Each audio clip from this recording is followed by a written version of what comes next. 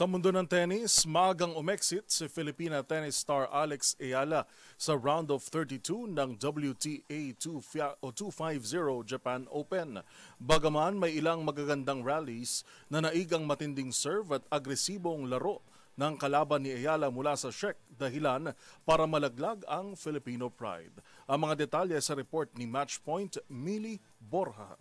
Nabigo ang Filipina tennis star na si Alex Ayala na makapasok sa susunod na round ng WTA 250 Japan Open matapos matalo sa Czech teenager na si Teresa Valentova sa round of 32 nitong Martes. Walang nagawa si Ayala laban sa matinding opensa ng 18-year-old na si Valentova na tinapos ang laban sa score na 6-1, 6-2. Si Valentova na kasalukuyang ranked number 78 sa WTA ay pumasok sa main draw bilang top seed mula sa qualifiers kung saan tinalo niya si Grit Menen at Alina Chareva. May hawak na rin siyang 43-11 win-loss record ngayong season. Agad namang kumontrol ang Czech sa laban. Sinira ang service ni Ayala ng 2 beses para makuha ang 3-0 na lamang sa unang set. Bagamat nakapunto si Ayala sa ilang malalakas na forehand, nanaig pa rin ang agresibong baseline play at tumpak na serve ni Valentova na nagtapos sa 6-1. Sa ikalawang set, ipinagpatuloy ni Valentova ang kanyang momentum gamit ang malalawak na serve at matitinding tira sa linya na nagdulot ng errors kay Ayala sa mahabang rally. Nakapag-hold ng serve si Ayala para sa 3-1 matapos ang isang impressive volley winner,